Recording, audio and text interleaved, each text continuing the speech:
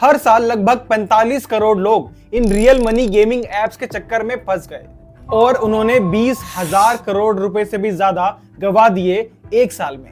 ये प्लेटफॉर्म्स इतने एडिक्टिव होते हैं कि इनिशियली विनिंग्स दिखाकर यूजर्स को फंसाते हैं, लेकिन एंड में सिर्फ लॉस पर लॉस, और फिर यूजर को लोन के नीचे दबाकर छोड़ जाते हैं। ये प्रॉब्लम सिर्फ फाइनेंशियल इश्यूज के लिए नहीं है। एक बार को इंसान पैसों का जाना सह लेता है, लेकिन किसी की जान जाना नहीं सह पाता। ये बैटिंग एप्स सिर्फ पैसों का नुकसान नहीं करती, बल्कि मेंटल हेल्थ का नुकसान करती हैं, और मेंटल हेल्थ के नुकसान होने से जो कॉन्सिक्वेंसेस होते हैं वो आपके सामने हैं। कर्नाटका में 31 महीनों के अंदर 32 सुसाइड्स जो कि ऑनलाइन बैटिंग गेम के चक्कर में हुए, और इसमें से ज्यादातर सिर्फ बेंगलुरु में ही इतने इंसिडेंट्स रिपोर्ट हुए हैं।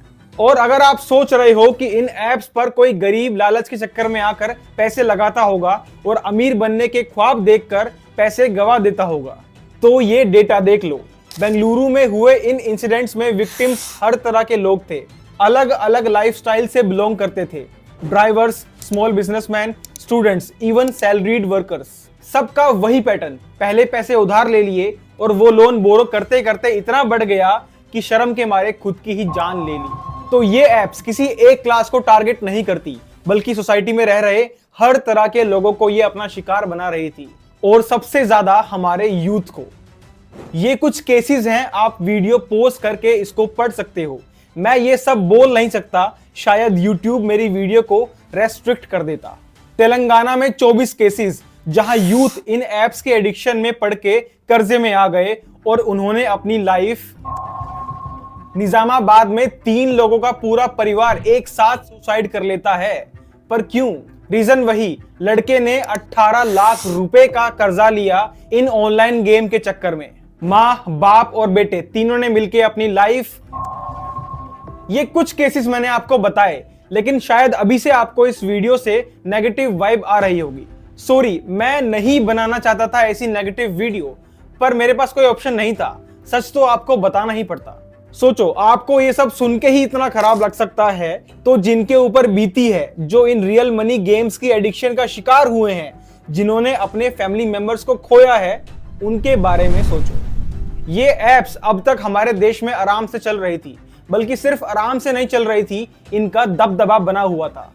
हम क्रिकेट में इंडिया का मैच देखते थे तो ऐसा लगता था कि रोहित शर्मा, विराट कोहली, बुमराह, ये सब प्लेयर्स इंडिया की तरफ से नहीं बल्कि ड्रीम 11 की तरफ से खेल रहे हैं। बड़े से बड़े प्लेयर हो या फिर बॉलीवुड स्टार्स, जिनको आप अपना आइडल मानते हो, जिनकी पूजा करते हो, जिन्हें दिल से प्यार करते हो, वही लोग स्किल गेम के नाम पर सट्टा प्रमोट करते आ रहे थे।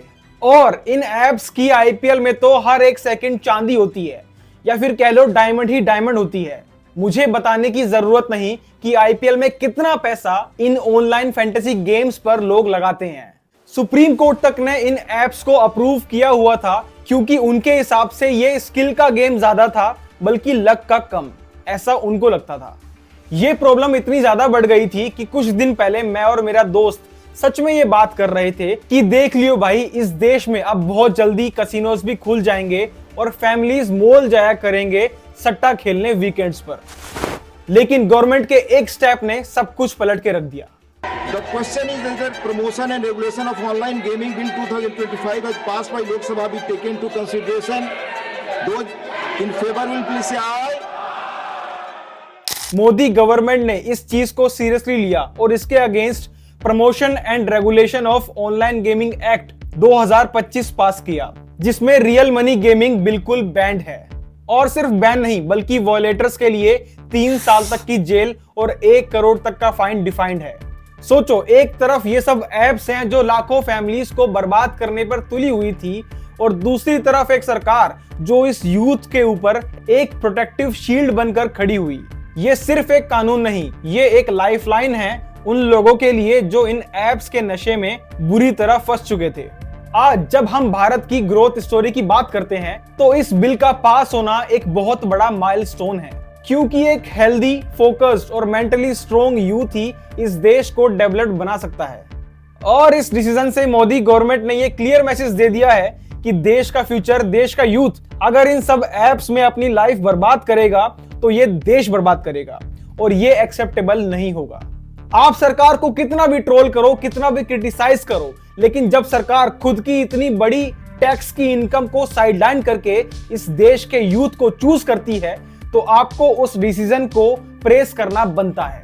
वरना कौन सी सरकार है जो ऐसा सोचती है? लेकिन अब सिर्फ सरकार ही नहीं, ये हमारी भी रिस्पॉन्सिबिलिटी है कि हम अपने बच्चों को इन सब ऐप से दूर रखें, हमारे यूथ को इन सब ऐप से दूर रखें। फैमिली, फ्रेंड्स, हर जगह ध्यान दे कि कोई in real money gaming apps के चक्कर में तो नहीं पड़ रहा। और ये भी रिस्पॉन्सिबिलिटी बनती है कि आप ऐसी वीडियो को हर जगह शेयर करके अवेयरनेस लाए और गवर्नमेंट के स्टेप्स को सपोर्ट करें।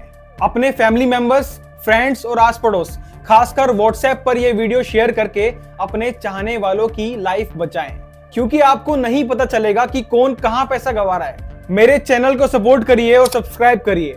हम मिलते हैं अगली वीडियो में। जय हिंद, वंदे मातरम।